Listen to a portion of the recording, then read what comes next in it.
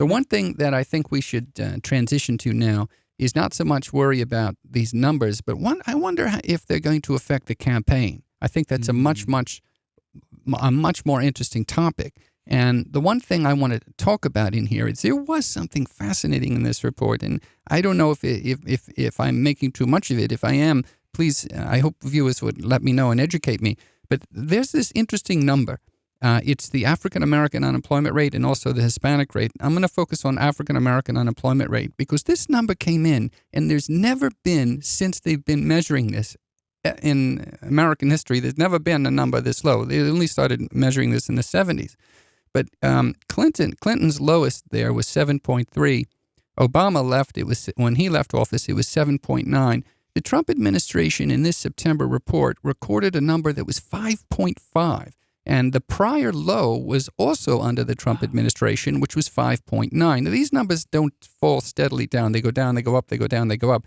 So Trump gets a 5.9, then he gets a 6, a 6.1, then it goes back down to 6. Well, here it is. It's almost like you have this huge drop in this month. It's 5.5, and I find that to be kind of interesting. No, we can't. It's far enough away from the last administration, from Obama's years, to say that the drop is really caused by Obama's initiatives. The thing about it is economics arguments are a little bit like religious arguments. People don't like to falsify them. They like to have their faiths about it. So you will never resolve these arguments. People are still arguing today whether Reagan's tax cuts helped or whether they didn't.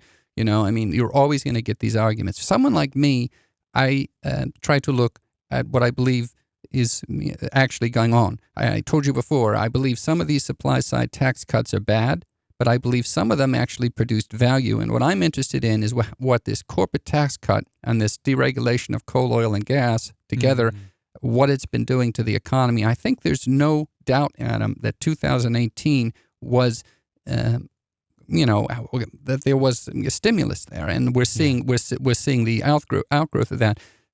Regarding whether this 5.5 number is significant, let's hear from. That's a low, real quick, right? That's the unemployment rate for African Americans at a historical low of 5.5%. Right, and let's hear from Cornell West on this. I want to begin with a simple question, Dr. West. Are the president's policies, let's just focus now on his economic policies, are they helping the African American community in your view?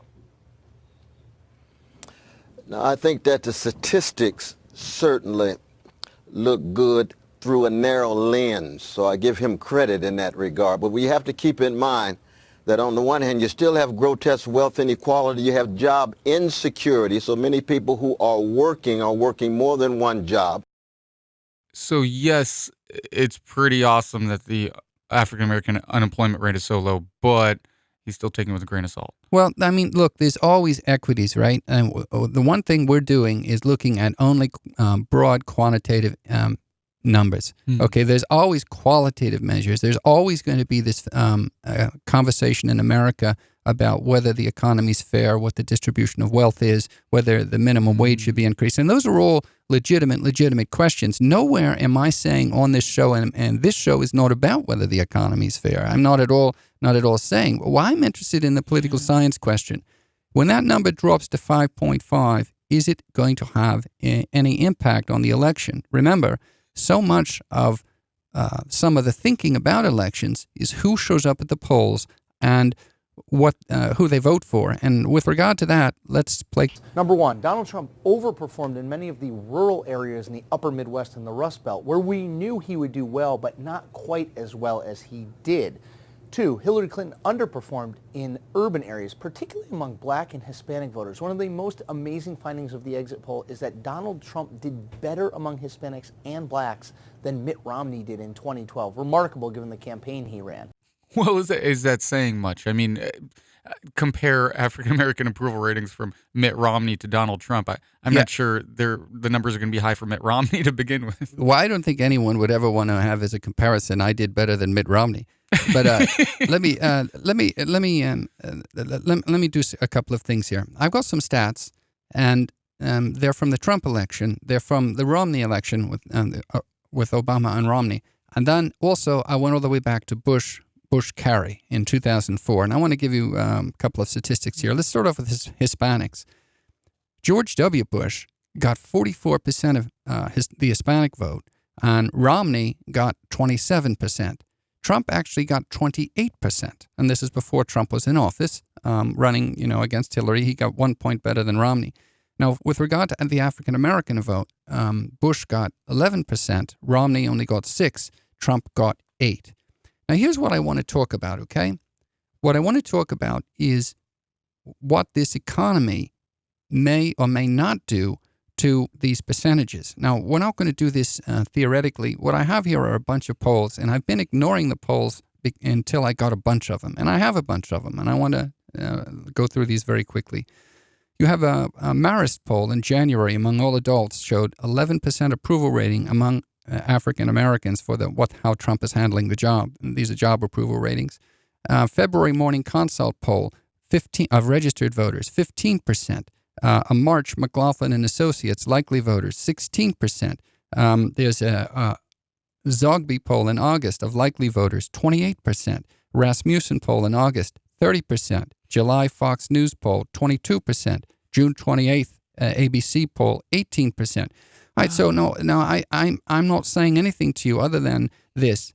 If the standard is 8, which is what Trump got last time, or under the Bush, what Bush got, 11, these numbers all seem to be better than that, and there's a lot of them out there, Adam. So the question's going to be what that number's ultimately going to be, and to what extent that these jobs numbers have anything to do with that. They may not. It may turn out to be nothing at all. But Adam, what we're trying to do here is give you something to watch for. When you say, these polls, like for example, McLaughlin in March, that poll said they poll likely voters. That's what you're saying. What to look out for. The Marist poll is all adults, whether they vote or not. Right. And I see. Yeah. So that's why I was waiting to get a basket sample. One of the things we can do here is play clip 20. Actually, I would argue that you have to do two things. The Democrats brought back the House because they focused on suburban white women who cared about health care, but they also deeply cared about family separation. It just didn't sit well with them. But then you also have roughly 15 million folks that are unregistered that are among young people and Latino. And you have to make sure that you are actually increasing that political base. Agree. And we keep talking about the Midwest. The Midwest is important, but the American map has been flipped. You have industry now coming to the South. You have young people and young professionals coming into the South. And you have opportunity with 38 electoral votes just in Texas based on the Latino vote and the youth vote. And the more we talk about how do we expand that electoral base, I would say Texas right now is where California was under Proposition 187. You had, before then, California was absolutely a swing state. But who's more likely to carry Texas, Joe Biden or Elizabeth Warren? We are talking about Texas. Yeah. Right. With the big hats. Well, I don't know. I mean, with the and the belt buckles. But I have to tell you that ribs. Okay, so she's saying that he did terribly with, suburban women. Right. Now listen, we've talked about this, and there's a dispute going on about how to win an election. And one person says you should kind of be moderate, and the other person says, no, you need to turn out your people. Who are the people? Suburban women really hate Trump, so we got to get the suburbs to vote. And she also says we have to get Hispanics to vote because I guess, but let me give you the statistics on this. This is the point. These jobs numbers are looking pretty good for Hispanics, and so we're going to go through the polls again. We have a Marist poll in January, 50% approval rating for of the job that Trump is doing among Hispanics. February Morning Consult poll, 42% approval. March McLaughlin Associates, 50% approval. June Harvard Harris poll showed significant support. I don't have the number there, but it was significant. Zogby, 49%.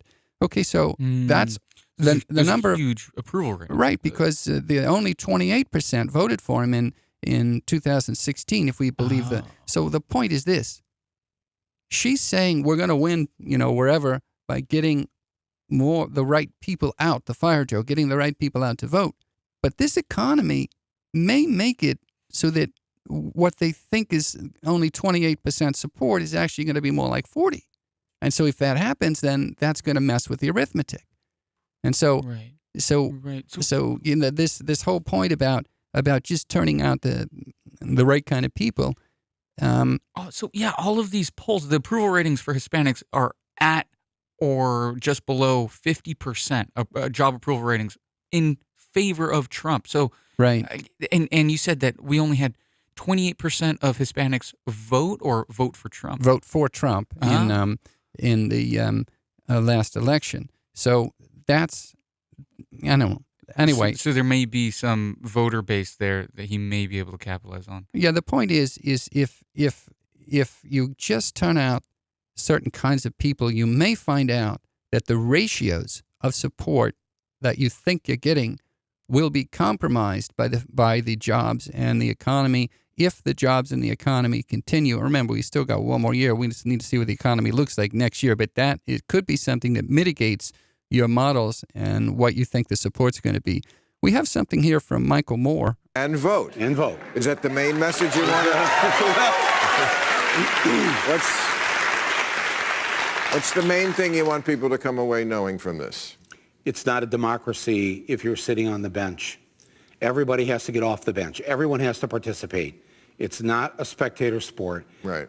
But what the movie shows and tries to explain as to why sometimes people stay on the bench. And I get into talking about this, about the Democratic Party, and I know this personally, and I feel this personally, and that's why it's in this film, because Hillary lost Michigan by about 2 votes per precinct. That's right. it. All right, they never should have lost a blue state.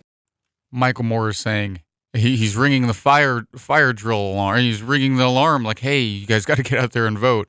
Right. I mean, it's interesting. He's calling it this a blue state. And he's saying that they only lost by a little bit per precinct. Obviously, it's not per district. There's a lot of precincts in the district.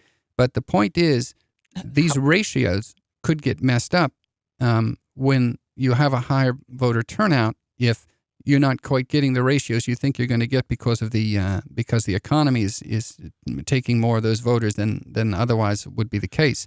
I wish I'd asked you this earlier. What do you mean by the? I don't know how the interaction between the districts and the precincts works in terms of voting. Well, in each precinct is just a smaller unit. Every district has a bunch of precincts. Oh, okay. It's like, So the one thing though that's funny, in Michigan, Trump got 47.5% of the vote, but the Libertarian candidate got 3.59%. My liberal friends always don't really look at that. If you put those two together, 51.1% of the Michigan voters wanted either Trump or a Libertarian. Hillary got 47.2% of the vote. Jill Stein got 1.07%. So that means 48% of Michigan wanted either Hillary or Jill Stein. You do have to kind of factor in that Libertarian vote because it was structurally. If you were basically what happened is if you were conservative and didn't like Trump, you went into the Libertarian. Is what basically happened. So I mean, when assessing how close things are and what the climate is, I'm always looking at those two numbers together. Yeah, because it's like their party's kind of fracturing. They're losing some votes to almost a third party. Right. And the question is where do those voters go this time around? How much time do we have left in this spot? We are we've got just a few more minutes. I'd say about 3 minutes. All right. So one of the things we can close with is this idea. We have there's a couple of variables about what this election's going to look like next year. There's 2 things we want to mention. First of all, Trump is in serious problems with suburban women. When you look at the data, he's in serious problems. I mean, the approval ratings are in the 30s, and that's going to actually be a very interesting variable in how all that plays out. The other thing that's interesting also is that voters who are over the age of 65 are projected to make up nearly a quarter of the electorate for 2020. We have an aging population, so there's more seniors. And the way this tends to play out is seniors tend to be less radical, less willing to want to go for, what I'm going to call the new left or, the Bernie left or whatever. There's a Wall Street Journal poll that shows 42% of seniors said immigration weakens American values compared with 24% of voters under 35. Older voters also have a strong aversion to socialism, with the label receiving a 37-point net negative rating compared with a negative 17-point rating among those under 35. So, yeah, we're seeing that seniors just typically vote more conservatively, right? And with a bit of a nationalist taste, a bit of a different viewpoint, right? So, whatever that means. Okay, so you're going to have a little bit of an older electorate. Yeah. What kind of themes are they going to be receptive to? And you've got suburban women who hate Trump. And the question is, if you were Bill Clinton, you would try to keep your customers and take as much of the others as you can. But this is not what Trump's style is. He seems to just be very boisterous and say whatever he wants to. And it's very interesting to see how all of this is going to play out. In our next segment, that's what we're going to get into, the campaign style of 2020 and how it's really gotten crazy.